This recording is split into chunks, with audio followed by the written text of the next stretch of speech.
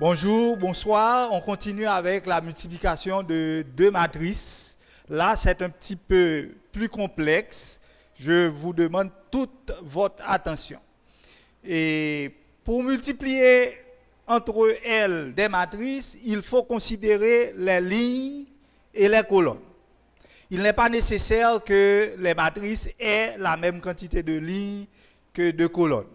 Donc, on peut multiplier une matrice ayant 3 lignes et 2 colonnes avec une autre matrice qui contient 2 lignes et 2 colonnes. Donc, il n'y a aucun problème. Il s'agit de savoir quelles sont les lignes pour chaque matrice et quelles sont les colonnes pour chaque matrice.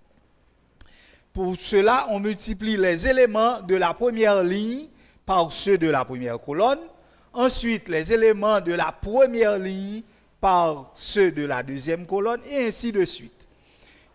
Vous allez voir à travers cet exemple. On donne la matrice A égale A, B, C, D et B égale E, F, G, H. Maintenant, si on multiplie A par B, regardez bien ce qui va être fait. Je prends les éléments de la première ligne qui sont A et C. Je les multiplie respectivement par les éléments de la première colonne. Ça veut dire une après l'autre. Je fais A par E plus C par F. A par E plus C par F.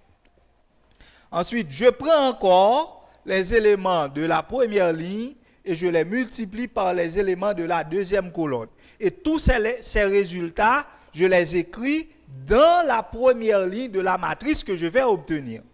Donc, ça me fait A par G plus C par H. Maintenant, je finis avec la première ligne. Je vais considérer maintenant les éléments de la deuxième ligne. Et je les multiplie également par d'abord les éléments de la première colonne, ensuite les éléments de la deuxième colonne. Donc, ça me fait B par E plus D par F. Ensuite, B par G plus D par H. Et ensuite, je fais les additions que j'obtiens. Donc, j'ai encore deux exemples. J'ai une matrice M qui est égale à moins 2, 1, 3, 1. Et N égale moins 1, moins 3, 2, 0. Je dois multiplier M par N, puis N par M. Je le fais pour introduire une question qu'on pose souvent. Est-ce que la multiplication des matrices est commutative? Vous allez le voir. Donc, si je fais M par N,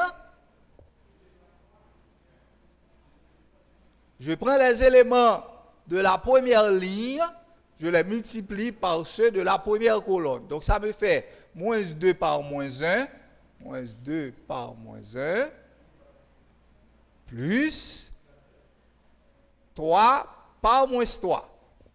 3 par moins 3. Maintenant, je prends encore les éléments de cette première ligne, je les multiplie par ceux de la deuxième colonne. Moins 2 par 2, plus 3 par 0. Maintenant, je prends les éléments de la deuxième ligne, je les multiplie respectivement par ceux de la première et de la deuxième colonne. Donc, ça fait 1 par moins 1. Et puis, 1 par moins 3. 1 par 2. Et 1 par 0.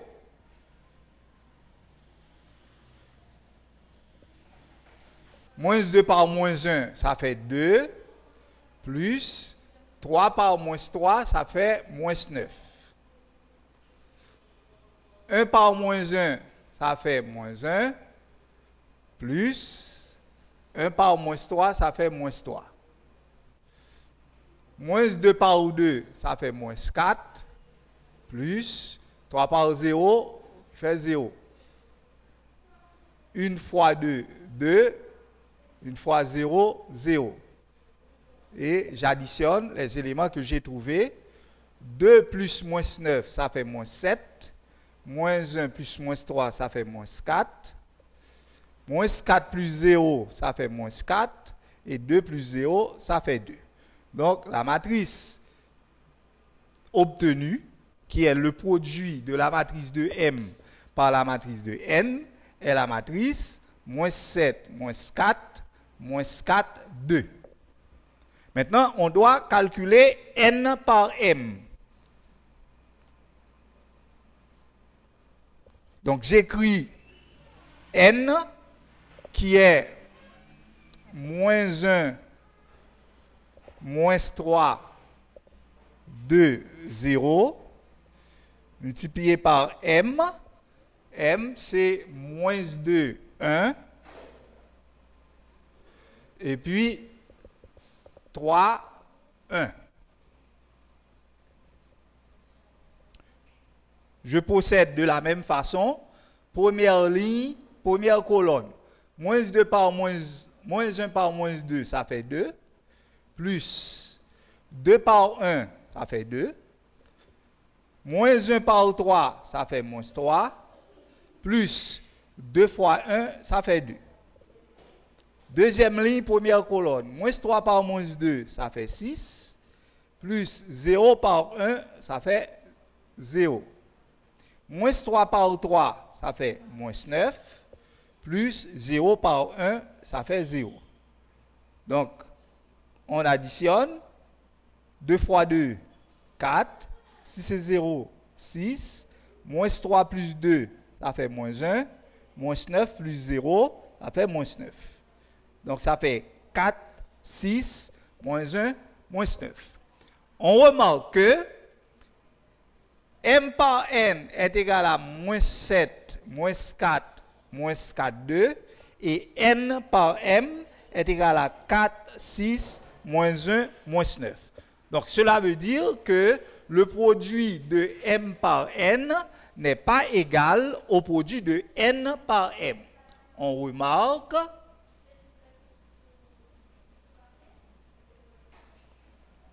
que M par N n'est pas égal à N par M. Donc, on conclut alors que la multiplication dans l'ensemble des matrices n'est pas commutative. On continue avec le second exemple. On a la matrice R égale moins 4, 3, 2, moins 1. Il s'agit de calculer R carré. Donc, R carré, c'est R multiplié par elle-même. Ça fait moins 4, 3, 2, moins 1, multiplié par moins 4, 3, 2, moins 1. Donc, qu'est-ce que ça me donne? Moins 4 par moins 4, ça fait 16, plus 2 par 3, ça fait 6. Moins 4 par 2, ça fait moins 8. 2 par moins 1, ça fait moins 2. 3 par moins 4, ça fait moins 12. Moins 1 par 3, ça fait moins 3. 3 par 2, ça fait 6. Moins 1 par moins 1, ça fait 1. Donc, on additionne. 16 et 6, 22. Moins 8, moins 2, ça fait moins 10. Moins 12, moins 3, ça fait moins 15. Et puis 6 et 1, ça fait 7. Donc, R carré, c'est la matrice 22, moins 15, moins 10, 7. Pourquoi j'ai